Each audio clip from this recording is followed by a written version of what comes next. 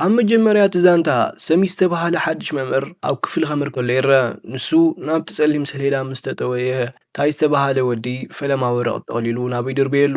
ሰሚዝ ግን ምስጢራዊ ሰላለ ብምንባሩ ነቲ ነገር ኣቐዲሙ ስለ ዘስተውዓሎን ነቲ ወረቐት ገና ኣብ ኣየር ከሎ ቀሊቡ ናብ ኣፍታይ መሊሱ ይድርብዮ። ነዚ ዝረኣዩ ተምሃሮ ድማ ይድንፅዎም። ታይ ብጣዕሚ ተቆጥዐ እሞ ምስ ሰሚዝ ንክቃለስ ካልኣይ ከይሓሰበ ንቕድሚት ይውርወር። ሰሚዝ ግን ብዝቐለለ መንገዲ ሓሲሩ ይስዕሮም። ድሕሪዚ ሪግ ዝተባህለ ካልእ ተምሃራይ ይትስእ። ሪግ ናይ ዋዛ ኣይነበረን። ክብደት ሰሚዝ ቀዲሙ ተረዲእዎ ስለ ዝነበረ ኣብ ኢዱ መሳርሒ ሒዙ ነይሩ። ፈለማ ሰሚዝ ብሰላማዊ መንገዲ ነቲ መሳርሒ ንክህቦ ይሓቶ። ሪግ ግን ክህቦ ፈቃደኛ ኣይነበረን። ሽዑ ሰሚዝ ኣጻብዕቱ ብምጥምዛዝ ነቲ መሳርሒ ካብ ኢዱ ይምንጥሎ። በዚ እውን ኩሎም ተምሃሮ ምስ ሰሚዝ ምስፋጥ ከቢድ ሳዕቤን ከም ዘለዎ ይርድኡ። ሽዑ ሙሉእ እቲ ክፍሊ ጽሙዕ የብልሎ። ሰሚዝ እውን ቁፅፅር እቲ ክፍሊ ተረኪቡ ኩሎም ተምሃሮ ኣዲቦም ንክመሃሩ ይእዝዞም። እዚኣ ዘ ሳብስቲቱት ትብል ፊልም ኮይና ብ1996 ድማ ናፍቀርቲ ፊልሚ በፂሓ። ብሓቂ ንድሕሪት ሚሊሲልና ክንሪኦ ከለና እዚ ሰብኣይ እዚ ቅድሚ ገለ ግዜ ናይ ሰራዊት ሰላሊ ቡድን ወኪል ነይሩ። ናይ ሓቂ ሽሙ ድማ ጆናታን ሼል ይበሃል። በቲ ግዜ ሼልን ብፀቱን ሓደ ምስጢራዊ ልኡኽ ይወሃቦም። ነቲ ልኡኽ ድማ ብብቕዓት ይፍጽምዎ ነይሮም። እንተኾነ ግን ጋዜጠኛታት ብዛዕባ እዚ ገለ ፍንጭ ነገር ይፈልጡ። ድሕሪዚ መንግስቲ ካብ ተሓታታይነት ንምርሓቕ ክብል እዞም ወታደራት ብገዛ ፍቓዶም እዮም ነዚ ገይሮሞ። ንሕና ኣይለኣኽናዮምን ዝብል ናይ ሓሶት መግለፂ የውፅእ። ወሲኹ ኩሎም ኣፎም ንኸዓጽው ገንዘብ ይወሃቦም። ግናኸ ደጊሞም እውን ኣብ ሰራዊት ኮይኖም ከገልግሉ ኣይኽእሉን እዮም፣ ምኽንያቱ ሕቶታት ስለ ዝለዓል። ካብዚ ቀፂልና ኣብ ዓዲ ሼል ጄኒ ዝተባህለት ሰበይቱ ንሪኣ። ንሳ ኣብ ላዕለዋይ ደረጃ ቤት ትምህርቲ መምህር ኮይና ስራሓ ብብቕዓት ትፍጽም ሰብ እያ። ጄን ኣብ ክፍላን ተምሃሮ ብህድኣት ተምህር ኣብ ዝነበረትሉ እዋን ብሃንደበት ኣብ ቀጽሪ ትተምህረሉ ዝነበረት ቤት ትምህርቲ ዓብዪ ጫብጫብታ ይስማዕ። ኣብ ደገ ገለ ተምሃሮ ንሓደ ወዲ ብምትካዕ ዓብዪ ባእሲ ይፈጥሩ። እቲ ኩነታት እውን ብዝሕ ዝበሉ ተምሃሮ ተወዲቦም ብመደብ ንሓደ ምስኪን ወዲ ሓመድ ኣፈንጩ ክሳብ ዝወፅእ ይቕጥቅጥዎ። ጄን እውን ምስ ካልእ ሸርማን ዝሽሙ መምህር ኮይና ነቲ ኩነታት ደው ክብልዎ ይፍትኑ። ብኸምዚ እውን እቲ ሸርማን ዝተባህለ መምህር ከቢድ ስጉምቲ ብምውሳድ ነቲ ቀውሲ ደው ኣቢሉ ነቲ ወዲ የድሕኖ። ድሕሪዚ ጄን ምስ ነዚ ኩሉ ሕግርግር ዝፈጠረ ወዲ ትዘራረብ። ሉካስ እዩ ዝበሃል። ሉካስ ታራ ወዲ ኣይነበረን። ንሱ ኪንግስ ኦፍ ዲስትራክሽን ተባሂሉ ዝፍለጥ ሓያል ኣረመኔ ሰብ እዩ። ጄን ብፍቕሪ እዚ ኩሉ ነገር ጌጋ ምዃኑ ክትረድኦ ትፍትን። ኣብ ልዕሊ ሉካስ ግን እዚ ዘረባ ምንም ጽልዋ ኣይገበረን። ብኣንጻሩ ንጄን ኣብ ጉዳይ ኢትካ ይተእትዊ እንተዘይኮይኑ ብዛ ኽተዓሲ ኢኺሉ ድሕሪ ምፍርራሕ ተቖጢዑ ካብ ኣይረሕቕ። ድሕሪዚ ጄን ምስ ሚስተር ሸርማን ብቐጥታ ናብቲ ቤት ጽሕፈት እቲ ርእሰ መምህር ብምኻድ ኩሉ ነገር ከረድዎ ይፍትኑ። ኣብ ልዕሊ ሉካስ ጽኑዕ ስጉምቲ ክውሰድ ከም ዘለዎ እውን ሓዊሶም ይገልጹ። ከመይ ገይሩ ኣብ ቅድሚ ሰብ ንመምህር ከፈራርሕ ይኽእል ይብሉ። ግና ኸቲ ርእሰ መምህር መረዳእታ ይብልናን ብዝብል ሩምስ ምኽንያት ነቲ ሕቶማ ይቕበሎን። ድሕሪዚ ጄን መረዳእታ እንተሒዘ ናባኻ ምምጻእ የድልየንን ብምባል ካብ ቢሩ ትወፅእ። እቲ ጉዳይ ክንዲ ዝኾነ ዋጋ ይኽፍላ ነዊሕ ክትከይድ እያ መሪፃ ዘላ።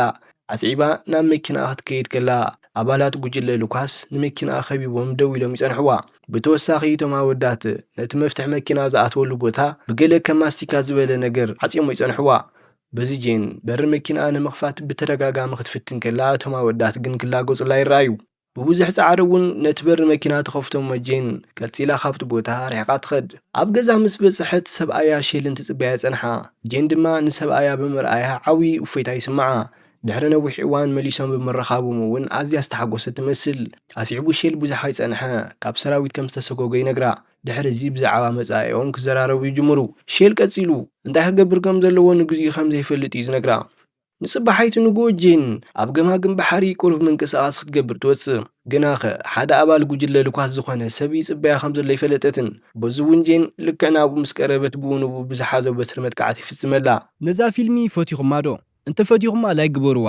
ደገፍኩም እዛ ቪድዮ ናብ ብዙሓት ሰባት ክትበጽሕ ይሕግዝ እዩ። ንተወሳኺ ድማ ሳብስክራይብ ምግባር ኣይትረስዑ። ዕድል ኮይኑ ሼል ኣብቲ ከባቢ ስለ ዝነበረ ድምፂ ሰበይቲ ብርሑቕ ብምልላይ ንጄን ንምድሓን ኣብቲ ቦታ ተጓይ ይበጽሕ። ድሕሪኡ ንሕክምና ናብ ሆስፒታል ይወስዳ። ኣብ ጄን እቲ መጥቃዕቲ ብተምሃሮ ቤት ትምህርታ ከም ዝወረዳ ንሼል ተካፍሎ። ሼል ሰበይቱ ብጣዕሚ ከም ዝተጎድአት ብምሕሳብ ምንም እንተኾነ ኣይክሕደክን እየ፣ እቶም ነዚ ዝገበሩ ድማ መቕጻዕቶም ክረኽቡ እዮም ብምባል ቃል ይኣትወላ። ድሕሪኡ ሼል ከም ሰላሊ መምህር ኮይኑ ናብቲ ቤት ትምህርቲ ብምኻድ ነቲ ጸገም ካብ ስሩ ንኽብርቅቆ ይውስን። ሼል ሓድሽ ተልእኽኡ ሙሉእ ምድላዋት ድሕሪ ምግባር ሓድሽ ሽሙ ጄን ሰሚዝ ኢሉ ብምስያም ነቲ ስራሕ መመልከቲ የእቱ። ቀፂሉ ምስ ርእሰ መምህር እቲ ቤት ትምህርቲ ይራኸብ። ፈለማት ርእሰ መምህር ንሓፂር እዋን ጥራይ ከም ዝተቖፀረ ንሰሚዝ ኣርጊፁ ይነግሮ። ሰሚዝ ድማ ፀገም የለን ስርሐይ ብብቕዓት ክዓይ እየ ብምባል ቅብል ይገብሮ። ሼል ምስ ስራሕ መምህርነት ነቲ ልእኹ ከቶ ኣይክርስዖን እዩ። ንሱ ነቶም ኣብ ልዕሊ ጄን መጥቃዕቲ ዝፈፀሙ ምስ ሰባት ክሳብ ዝረኽቦም ኣይክዓርፍን እዩ። ኣብ ቀዳማይ መዓልቲ ሼል ናብቲ ዘምህረሉ ክፍሊ ምስ ኣተወ ከምዚኦም ዝበሉ ተምሃሮ ርእይዎ ኣይፈልጥን። እዚኦም ካብ ናይ በረኻ እንስሳ ዘየሕሹ ኣዝዮም ብልሽዋት ሰባት እዮም። እቲ ክፍሊ እውን ካብ ዝኾነ ሸነኽ ክረአ ከሎ ናይ ትምህርቲ ክፍሊ ይመስልን። ኣሲዕቡ ሼል ኣብ ቅድሚ ተምሃሮ ደው ኢሉ ኣስማቶም ክፅውዕ ምስ ጀመረ ነቲ ፀገም ዝበለፀ ይርድኦ። ዋላ ሓደ ተማሃራይ ክመሃር ዝደሊ ነበረን። ስርዓት ሒዝካ ምንባር እንታይ ምዃኑ ድማ ከቶ ዝፈልጥዎ ይመስሉን። ድሕሪ ቁርብ ግዜ ሰሚዝ ወይ ድማ ሼል ኣብ ክፍሊ መምሃራን ምስ ሚስተር ሻርማን ይራኸብ። ንሱ ድማ ምስታ ዲላን ዝተባህለት ሓላዊት እቲ ቤተ መጻሕፍቲ የላልዮ። ኣብቲ ዝርርብ ሸርማን ሉካስ ዝተባህለ ወዲ ኣሎ። ናቱ ጉጅለ ኣዝዩ ሓደገኛ እዩ። ንኹሎም ሰብ ብምፍርራሕ ድማ ነቲ ቤት ትምህርቲ ኣብ ትሕቲ ቁፅፅሮም ኣትዮም ኣለዉ ክብል ይነግሮም። ዲላን ምናልባት እቲ ርእሰ መምህር እውን ምስኣቶም ተሓባባሪ እዩ ዝብል እምነት እንትነብራ፣ ሸርማን ግን ኣብ ማእኸል ኣትዩ እቲ ርእሰ መምህር እኮ ፖሊስ ነበር እዩ ከምኡ ክገብር ኣይኽእልን ብምባል ወዲያውን ይጻረራ። እቲ ዲላን ዝበለቶ ሰምዐ ሰሚዝ ግና ኣብ ልዕሊ እቲ ርእሰ መምህር ጥርጣረ ክሓድሮ ይጅምር። ጸኒሑ ምስ ርእሰ መምህር ክዘራረብ ከሎ ሰሚዝ ገለ ነገራት ከስተውዕል ይጅምር። ንኣብነት ኣዝያ ኽብርቲ ዝኾነት ወርቃዊት ሰዓት ሮሌክስ ገይሩ እዩ ዝርዮም። እዚኣ ብደመወዝ ርእሰ መምህር ክትዕደግ ከቶ ዘይትሕሰብ ንብረት እያ። ቀፂሉ ካብቲ ርእሰ መምህር ገለ ኸፍተት ንምርካብ ኢሉ ሰሚዝ ዘባሳጩ ሕቶታት ክሓትት ምስ ጀመረ እቲ ርእሰ መምህር ኣብ ክፍልኻ ትኩር እምበር ኣብ ሰዓት ኣይኮነን ብምባል ይምልሰሉ። ምሸት ሰሚዝ ምስቶም ናይ ቀደም ወታደራት ጋንትኡ እንደገና ይራኸብ። እዚኦም እቶም ምሱ ካብ ሰራዊት ዝተሰጎጉ ሰባት እዮም። ኩሎም ምፃውዒት ሰሚዝ እዮም ተረኺቦም ዘለዉ። ሰሚዝ ድማ እቲ ቤት ትምህርቲ ክከታተልዎ ፈለማ ትእዛዚቦም። ግን ሓደ ካብ ብፆቱ ሆላን ዝተባሃለ ኣነ ብዚ ኩሉ ዕግርግር ክኣቱ ኣይደልን እየ ብምባል ኣይቕበሎን። እቶም ካልኦት ግን ተስማዕሚኦም ይቕበልዎም። ንፅባሓይቱ ሰሚዝ ኣብ ክፍሊ ከምህር ከሎ እታ ፈለማ ዝረኣናዮ ምስሊ እንደገና ይፍጸም። እቲ ዛንታ ካብ ዝጀመረሉ ደቂቓ ማለት እዩ። ከምቲ ዝተገበረ ድማ ብሰሚዝ ኣብ ቅድሚ ኩሎም ተምሃሮ ዝተዋረደ ሪግ ኩሉ ነገር ንምግላጽ ብቐጥታ ናብቲ ርእሰ መምህር የምርሕ። ድሕሪ እዚ እቲ ርእሰ መምህር እውን ከይተደናጎየ ንሓላዊ ፀጥታ እቲ ቐጽሪ ማርቪን ዝተባሃለ ናብ ክፍሊ ሰሚዝ ንኸይድ ይእዝዞም። ማርቪን ምስ በጽሐ ግን ኩሎም ተምሃሮ ክፍሊ ብእዳት ክመሃሩ ይግረም። ማርቪን ነዚ ነገር ነቲ ርእሰ መምህር ምስ ኣካፈሎ ንሱ እውን ኣያመነን። ብምኽንያት እዚ እቲ ርእሰ መምህር ክሳብ ክፍሊ ግዜ ዝውዳእ ክጽበ ድማ ይውስን። ሰሚዝ ኣብ ክፍሊ ምስቶም ተምሃሮ ብዛዕባ ብዙሕ ጉዳያት ክዕልሎም ይጅምር። ንሶም እውን ነቲ ዕላሉ ተቐቢሎም ዘጋጠሞም ነገራት ከካፍልዎ ይጅምሩ። ኣብቲ እዋን ሉካስ ነቲ ሓድሽ መምህር ብኻራ ክትጥቃዕ ተፈቲንካ ትፈልጥ ዶ ብምባል ሕቶ የቕርበሉ። ሽዑ ገለ ተምሃሮ ኣብ ኣካላቶም ዘሎ ናይ ካራ ሕላገት ንሚስተር ሰሚዝ ክርእይዎ ይጅምሩ። እዚ ንመምህሮም ንምፍራሕ ዝተገበረ ናይ ኮንቲ ፈተነ ድማ ይመስል። ድሕሪ ገለ መዓልትታት ሰሚዝ ናይ ሲሲቲቪ ካሜራ ምስልታት ይርኢ ኣብ ዝነበረሉ ግዜ እቲ ርእሰ መምህር ናብ ክፍሊ ይመጽእ ከም ዘሎ የስተውዕል። ሰሚዝ ብቁልጡፍ ላፕቶፕ ዓፂዩ ከም ዋላ ሓደ ነገር ዘይተፈጸመ ምሲሉ ንቡር ባህሪ የርዮ። ሽዑ እቲ ርእሰ መምህር ናብ ክፍሊ ምስ ኣተወ ገለ ተምሃሮ ካብ ቤት ትምህርቲ ንኸውፅኻ ይምክሩ ኣለዉ። ነቲ ዝገበርካዮ ኩሉ ነገር ይቅርታ ሓተቶም ይብሎ። ሰሚዝ ግን ኣነ ንተምሃሮ ይቅርታ ይሓትትን እየ ብምባል ድረቕ ዝበለ መልሲ ይቦ። ዓሲዒቡ እቲ ርእሰ መምህር ከምዚ ዓይነት ባህሪ ክጻወር ኣይክእልን እየ ካብዚ ቤት ትምህርቲ ክሰጎካ ኣይትግበረኒ ይብሎም። ሰሚዝ ግን ኣብቲ ውዕልና እኮ ክተባረረኒ እንተደሊኻ 2 ሰሙን ኣቐዲምካ ክትሕብረኒ ከም ዘለካ ተጻሒፉ ኣሎ ብምባል ነቲ በዓሉ ዘቐመጠ ሕጊ የስታውሶም። ነዚ ትብዓት ሰሚዝ ምስ ረኣየ እቲ ርእሰ መምህር እዚ ሰብኣይ ዝተራ መምህር ኣይኮነን ዝብል ጥርጣረ ይሓድሮ። ንዕስዋቱ ድማ ኩሉ ናይ ሰሚዝ ምስክር ወረቐታት መርምሩ ብምባል ትእዛዚቦም። እቲ ምርመራ ከም ዝረኣየ ድማ ኩሉ ሰነዳት ሰሚዝ ሰብ ስርሑ ምዃኑን ከምኡውን ኩሉ ታሪክ ሓሰድ ምንባር እውን እዩ ዝገልጽ። ንፅባሓይቲ ሰሚዝ ኣብ ክፍሊ ከምህር ከሎ ሉካስን ዓርኹትን ደንጉዮም ይወጽሑ። ቀፂሎም ንሰሚዝ ከባሳጭው ምእንቲ ኣብቲ ክላስ ብስርዓት ኣይቕመጡን። ሰሚዝ በዚ ምስ ተረበሸ ሉካስ ብትዕቢት ይቅርታ ዝብል ቃል ካብ ክሳድ ንላዕሊ የውፅእ። ሰሚዝ ግን ብጥንካረ ኣብ ጸሊም ሰሌዳ 10 ግዜ ይቅርታ ኢልካ ጻሓፍ ድማ እዩ ዝብሎ። ሉካስ ካብ ኮፍ መበሊኡ ክትሳእ ይደለየን። ሰሚዝ ድማ ኣብ ዕርዲ ዓቢሉ ሕጂ ደኣ 100 ግዜ ክትጽሕፍ ኢኻ ብምባል ውሳነ ይህቦም። ሉካስ ሰሚዝ ኣዝዩ ተሪርን ግትርን ስለ ዝኾነ ክጽሕፍ ከም ዘለዎ ይርዳእ። ድሕሪኡ ሰሚዝ ነቲ ናይ ክፍሊ ሃዋህው ንምምሕያሽ ንኹሎም ተምሃሮ ናይ መጻኢ መደብኩም እንታይ እዩ? ኣብ ህይወትኩም እንታይ ክትገብሩ ትደልዩ? ኢሉ ክሓቶም ይጅምር። በዚ ዘረባታት ሰሚዝ ተምሃሮ እዚ ሰብኣይ ንዓና ዝሓሹ ሰባት ክገብረና ዝደሊ ጥዑይ ሰብ እዩ ዝብል ስምዒት ይሓድሮም። በቲ ዘረባኡ ኩሎም ተምሃሮ ተተንኪፎም ልክዕ ከም ሓደ ሰብኣይ እንቶም ንኸኸፍተሎም ዝፅዕር ዘሎ ኮይኑ ይስምዖም። እቲ ኸፍለ ግዜ ብኸምዚ ምስ ተወድአ ብሃንደበት እቲ ርእሰ መምህር ናብ ክፍሊ ኣተው እሞ ንሰሚዝ ዋው ክንደይ ክጽብቕ ዳ እዩ ወደይ ብጣዕሚ ብዝበለጸ መንገዲ ኢኻ ነቲ ክፍሊ ትሕዞ ዘለኻ ጽቡቕ ቐጽለሉ ምስ በሎ ኣስዒቡ ሓደ ግዜ ገለ ነገር ከዘራርበካ ናብ ቤት ጽሕፈተይ ንዓይ ብሎ። ሰሚዝ ናብኡ ቅድሚ ምብጽሑ እቲ ርእሰ መምህር ፍሉይ መደብ ኣውፅኡ እዩ ዘሎ። ብሓቂ ንሱ ምስ ሉካስ ተሓባቢሩ ንሰሚዝ ክቐትሎ እዩ ወጢኑ። ግና ኸ ሰሚዝ ካብኣቶም ብክልተ ስጉምቲ ቀዲሞዎም ከም ዘሎ ይፈለጡን። ንሱ ኣቐዲሙ ኣብ CCTV እቲ ናይ ምስጢራዊ ኣኺቦኦም ርእይዎ ነይሩ እንትኸውን ሙሉእ ምድላዋት ገይሩ ድማ ክረኽቦም ይኸይድ። ሰሚዝ ጥይት ዘየሕልፍ ጃኬት ዓጢቑ ናብ ውሽጢ እቲ ቤተ መጻሕፍቲ ኣተዎ እሞ ብህድኣት ክጽበዮም ይጅምር። ናብኡ ድማ ሉካስን እቶም ርእሰ መምህር ዝመደቦም ዕሱባት ይመፁ። ሽዑ ሰሚዝ ልክዕ ናብ ውሽጢ ምስ ኣተዉ ብዘይ ምንም ፍርሒ መጥቃዕቲ ይፍኑ። ብናይ ውግእ ክእለቱ ተጠቒሙ ንኹሎም እቶም ዕሱባት ይበታትኖም። ድሕሪኡ ድማ ሓደ ብሓደ ብመስኮት ናብ ታሕቲ ክድርብዮም ይጅምር። እንተኾነ ግን ሓደ ኣባል እቲ ጉጅለ ናይ ሰሚዝ ሽጉጥ ተቐዳዲሙ ብምሓዝ ወዲያውኑ ናብ ሰሚዝ ይትኩዝ። ድሕሪ እዚ ሉካስ ነቲ ሓላዊት ቤተ መጻሕፍቲ እውን ክቐትላ ትእዛዝ ይቦ። ድሕሪኡ እቲ ቀታሊ ናብቲ ሓላዊት እቲ ቤተ መጻሕፍቲ እቲ ዒላማ ክገብር ከሎ ሰሚዝ ብሂወት ስለ ዝነበረ ነቲ ቀታሊ ብመስኮት ናብቶም ቅድም ኢሉ ዝደርበዮም ኣዕርኽቱ ናብ ታሕቲ ይድርብዮ። ድሕሪ እዚ ሰሚዝ ካብቲ ህንጻ ክወርድ ከሎ እቲ ርእሰ መምህር ንዕኡ ሪኡ ደንገጸ እሞ ዋላ ሓደ ነገር ከም ዘይፈልጥ ከምስል ይፍትን። ግን ሰሚዝ ካብ ዝባሰ እዩ ክዘናጋዕ ዝጸንሐ እምበር ዝቃለስ ዝነበረ ይመስልን። ሽዑ እቲ ርእሰ መምህር እዚ እንታይ ዓይነት ሰብ እዩ ኢድ ተተኪስዎስ ክንሱ ዋላ ሓደ የተፈጸመኒ ይብል ብምባል ይግረም። በቲ ካልእ ሸነኽ ሚስተር ሸርማን ጄን ንምርካብ ናብ ገዛ ይኸድ። ኣብኡ በፂሑ እውን ክዘራረቡ ከለዉ ናይ ጄንን ሰብኣያ ፎቶ ረኣየ እሞ እዚ ሰብኣይ እኮ ኣብ ቤት ትምህርትና ሓድሽ መምህር ኮይኑ መፂኡ ዘሎ እዩ ኢሉ ይነግራ። በቲ ካልእ ወገን ድማ ኣባላት ጋንታ ሰሚዝ ነቲ ጉጅለ ሉካስ ይከታተልዎ ኣለዉ። ሓደ ካብኣቶም ንሉካስ እናተኸታተለ ንሰሚዝ ዘለውሉ ቦታ ይነግሮም። ቀጺሉ ምሸት ሰሚዝ ገዛ ምስ ኣተወ ሓደ ምስጢሩ ተቓልዑ ይጸንሖ። ምኽንያቱ ጄን ናቱ ናይ ሓቂ ውዕልኡ ፈሊጣ ስለ ዝነበረት እዩ። ንሳ ሸርማን ኩሉ ነገር ነጊርኒ እዩ ብምባል ተበስሮም። ሕጂ ኩሉ ነገር ከም ዝፈለጠት ዝተረድአ ሰሚዝ ድማ ኣብቲ ቤት ትምህርቲ ብዙሕ ዝተሓላለኸ ጸገም ኣሎ። ርእሰ መምህር ክውን ምስቲ ጋንታ ተሓባባሪ እዩ ብምባል ዋላ ሓንቲ ከይሓብአ ዝረኸቦ ይካፍላ። ሕጂ ሰሚዝ ነቶም ቆልዑ ንምድሓን ዝኾነ ነገር ክገብር ድሉው ምዃኑ እውን ጋንታ ሰሚዝ ስርሖም ብብቕዓት እንዳፈጸሙ ካብ ብጾቱ እቲ ሓደ ጆይ ዝተባሃለ ንሰሚዝ ብቕልጡፍ ናብቲ ወድም ንኽመጽእ ይነግሮም። ምኽንያቱ ኣብ ዓብዪ ናይ ሓሽሽ ንግዲ ክካየድ ከም ዝኽእል ጠርጢሩ ስለ ዘሎ እዩ። ከም ዝሓሰቦ እውን ብዙሕ ኣይጸንሐ ገለ ኣባላት ጉጅለ ሉካስ ይረኣዩ።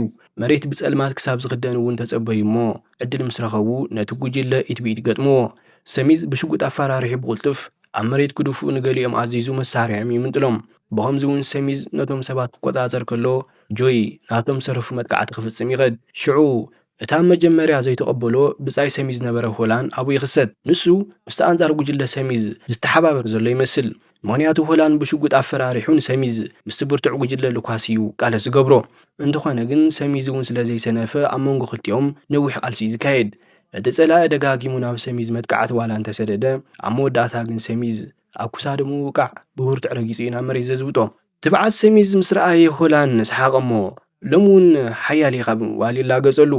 ኣብቲ እዋን እቲ ወዲቑ ዝነበረ ብርቱዕ ሰብኣይ ንሰሚዝ ንምጥቃዕ ተወርዊሩ እንትቐርብ ሆላን በቲ ዝሓዘ መሳርሒ ብምጥቃዕ ንፈታዊኡ ይድሕኖ። ዓስዒቡ ንሳቶም ንኹሉ ተሓሽሽ ናብቲ ሩባ ይድርብይዎ። ቀጺሎም ድማ ነቲ ዝተረፈ ገንዘብ ብምሓዝ ካብቲ ቦታ የለዩ። ጽባሓይቲ ንጎት ርእሰ መምህር ኣብ ገዝኡ ከሎ ቃርባ ብዝሓሽሽ ከም ዝተሓዘ ዝገልጽ ዜና ይከታተል። ድሕሪኡ ተጨኒቑ ብዛዕባ ዝናሓሰበ ከሎ ካብቲ ናይ ሓሻ ከፋፈሊ ክሮኖ ዝተባሃለ ናይ ስልኪ ጻውዒት ይመጾም። ክሮኖ ነቲ ርእሰ መምህር እናፈራርሐ ናይቲ ዝኸሰርክዎ ሓሽሽ ገንዘብ ሃበኒ ተረዲእካ ብምባል ነቕ ዘይብል መጠንቀቕታ ሂቦ። በዚ ተደናጊጹ እቲ ርእሰ መምህር ናብቲ ቤት ትምህርቲ በፂሑ ምስ ሉካስ እዚ ኩሉ ኸመይ ኢሉ ኮይኑ ኢሉ ኣጨኒቑ እንተሓተ ይርአ። ሉካስ ድማ ኣብ ድሕሪ እዚ ኩሉ ኢድ ሰሚዝ ኣለዎ ብምባል ኣማን ብኣማን ኮይኑ ይነግሮም። ሰሚዝ እውን ነዚ ነገር እዚ ናይ ምሕባእ ድሌት ኣይነበሮን። ንሱ ኣብ ሙሉእ እቲ ቤት ትምህርቲ ብናይ ሓሽሽ ንግዲ ዝተረኸበ ገንዘብ ነቲ ቤት ትምህርቲ ከም ዘወፈየ እዩ ብወጋሕትኡ ዝእውጅ። ከምኡ እውን ንኩሎም ተምሃሮ ናይ ፒዛ ፓርቲ ይገብረሎም። ኣብቲ እዋን እቲ ርእሰ መምህር ናብ ሰሚዝ ቀሪቡ ኣብ ቅድሚ ኩሎም ካብ ስራሕ ከም ዝተሰጎጎ ይነግሮ። ሰሚዝ ግን ሕጂ ኣብ ልቢ ኩሎም ተምሃሮ ቦታ ረኺቡ እዩ ዝመስል። ምኽንያቱ ለጋስነቱ ከቶ ኣይክርስዕዎን እዮም። ሸርማን እውን ንሰሚዝ ክድግፍ ሙሉእ ብምሉእ ድሉው ምዃኑ ይነግሮም። ሰሚዝ ግን ንስኻ ጥዑይ ሰብ ኢኻ ኣብዚ ነገር ኣይትእቶ። እቲ ርእሰ መምህር ምስቶም ሸየጥቲ ሓሽሽ ተሓባባሪ እዩ። ንሶም ድማ ኣዝዮም ሓደገኛታት ሰባት እዮም ኢሉ ብምንጋር ካብቲ ኩነታት ንኽርሕቕ ይምዕዶ።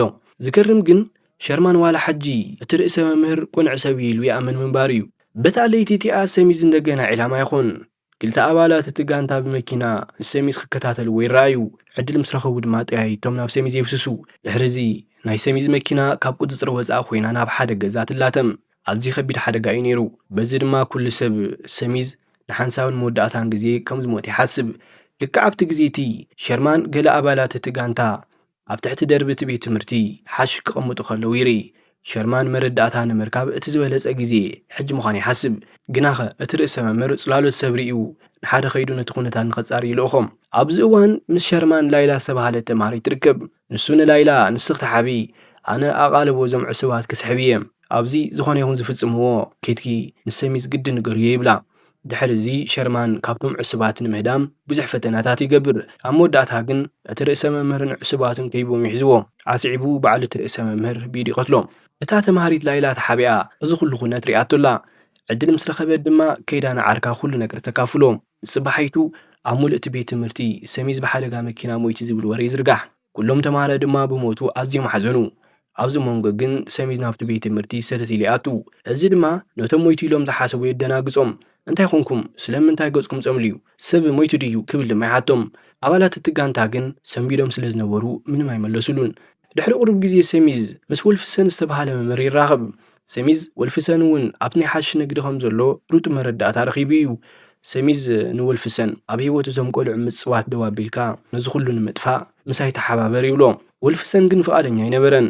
ድሕሪ እዚ ሰሚዝ ዕድል ረኺቡ ንወይኑ ሓዘሞ ውሽጣዊ ሓበሬታ ንምውፃእ ክሳቀዮ ይጅምር። በቲ ካልእ ሸነኽ ኣባላት እቲ ጋንታ ዕድል ረኺቦም ኣብ ገዛ ጄኒ መጥቃዕቲ ንምፍጻም ይውጥኑ። ፈለማ እውን መስኮት ሰይሮም ናብ ገዛ ኣተው እሞ ጄኒ ብሽጉጥ ኣፈራሪሖም ብምእሳር ንመደራደሪ ይሕዝዋ። ኣብዚ ግዜ እዚ እታ ጓል ላይላ ምስ ዓርካ ኮይና ንሰሚዝ ናይ ሸርማን ሞት ሓቂ ንምንጋር ናብቲ ገዛ ኣብቲ ሕማቕ ግዜ ትበጽሕ። በዚ እውን እቶም ዕሱባት ንዓኣቶም እውን ከም መደራደሪ ወሲኾም ይሕዝዎም። ብዙሕ ከይጸንሐ እውን ሰሚዝ ናብ ገዛ ይምለስ። ገለ ጸገም ከም ዘሎ እውን ኣቐዲሙ ስምዒቱ ዝነገሮ ይመስል። እንተኾነ ግን ኣብ መሓላኽኦም ኣትዩ ስለ ዝነበረ ዋላ እኳ መጥቃዕቲ እንተፈነወ ሰሚዝ ኣይተሳኽዐሉን። ዓሲዒቡ ሉካስ ንሓላፊኡ ብቴሌፎን ኩሉ ነገር ይነግሮ። ኮሮኖ ድማ ኣብቲ ናይ ሓሽ ስራሕና ደጊሞም ዕንቅፋት ንኸይኾኑ ሕጂ ንኹሎም ቅተሎም ብምባል ጥንክር ዝበለ ትእዛዝ ይቦ። ኣብቲ እዋን ግን ብሃንደበት እቲ ደወል ገዛ ይድወል። ኣፍ ደገታ ናይ ጄኒ ወናኒት ገዛ ትርከብ። ሉካስ ንጄኒ ብቁልጥፍ ገለ ምኽንያት ፈጢርኪ ነዚ ኣረጊት ካብዚ ስጉጉ እያ ይብላ። ጄኒ እውን ልክዕ ከምኡ ትገብር። ኣብዚ ግዜ እዚ ግን ሰሚዝ ዕድል ረኸበ እሞ ኣብ ጥቕኡ ደው ኢሉ ዝነበረ ዕሱብ ኣብ እግሩ ብኻራ ይወግኦ። እንደገና ተንሲኡ እውን ነቶም ሰረፉ ዕሱባት ሓደ ብሓደ ከጥቋዕሚ ይጅምር። ኣብዚ መንጎ ግን ሉካስ ናብ ጄኒ ሽጉጥ ዓለመ እሞ ንሰሚዝ ብሂወት ክትሪኣ እንተደሊኻ ሽጉጥካ ናብ መሬት ደርብዮ ብምባል ትእዛዝ ይቦ። ሰሚዝ እውን ካልእ ምርጫ ስለ ዘይነበሮ ሽጉጡ ይድርብያ። ቀጺሉ ሉካስ ንጄኒ ርሒቑ ንሰሚዝ ንኽቐትሎ ክዳሎ ከሎ ዓርኪ ላይላ ሽጉጥ ልዒሉ ንሉካስ ይትኩሰሉ። ድሕሪዚ ኩሎም እቶም ዕሱባት ተደናጊጾም ይውተኑ። ሰሚዝ ናይ ኩሎም ሬሳ ኣብ መኪና ጽዒኑ ናብቲ ርእሰ መምህር ንመጠንቀቕታ ክኾኑ ይዘደሉ። ኮይኑ ግን እዚ ንዕኦም ካብ ወገን ሰሚዝ ዝተገበረ ናይ ኩናት ኣዋጅ ዝኸውን። ንሱ እውን እዚ ስለ ዝተረድኦ ምስ ሙሉእ ጋንትኡ ኮይኑ ናብቲ ቤት ትምህርቲ መጥቃዕቲ ንምፍጻም ይዳሎ። በዚ ምኽንያት እውን እቲ ቐጽሪ ቤት ትምህርቲ ናብ ናይ ውግእ ቦታ ይቕየር። ጠያይት ነቲ መንደቕ እናበስዐ ክሓልፍ እውን ይርአ። እቶም ዕሱባት ብዙሓት እኳ እንተነበሩ ሰሚዝን ጋንትኡን ግን ዝሰልጠኑ ወታደራት እምበር ተምሃሮ ኣይነበሩን። ንሳቶም ብሉፅ ሜላታት ተጠቒሞም ነቶም ዕሱባት ይዕብልልዎም። ድሕሪ ቁሩብ ግዜ ሆላን ነቲ ናይ ሓሽ ኣዛዝ ዝነበረ ኮሮኖ ከም መደራደሪ ይሕዞ። ኣብዚ መንጎ ግን ብሃንደበት እቲ ብድሕሪኡ ዝነበረ ርእሰ መምህር ይትኩሰሉ። ዓሲዒቡ እቲ ርእሰ መምህር ምስ ኮሮኖ ብምዃን ንሰሚዝ ንምጥቃዕ ኣድሚዮም ይጽበዩ። ሰሚዝ ግን ናይ ዋዛ ስለ ዘይነበረ ብጥበብ ናብ ውሽጢ ቅድሚ ምእታዉ ቀደም ቀዳድም ነታ መብራህቲ የጥፍኣ። ቀጺሉ ንሱ መጥቃዕቲ ይፍኑ። ግና ክልተ ስለ ዝነበሩ ምስ ርእሰ መምህር ገጽ ንገጽ ክፋጠጥ ከሎ ኮሮኖ ብድሕሪኡ ቀሪቡ ኣብ መንከቡ የቑስሎ። እንተኾነ ግን ኮሮኖ ደጋጊሙ ንሰሚዝ ቅድሚ ምጥቅዑ እቲ ኣብ ቃንዛ ውሽጢ ዝነበረ ሆላን ንፍታዊኡ ንምድሓን ንኮሮኖ ቀዲሙ ብምጥኳስ ይቐትሎም። ድሕሪኡ እቲ ርእሰ መምህርን ሰሚዝን ጥራይ ይተርፉ። ሽዑ ተቐዳዲሙ እቲ ርእሰ መምህር ብናይ መጥፍእ ሓዊ ንሰሚዝ የጥቅዖ።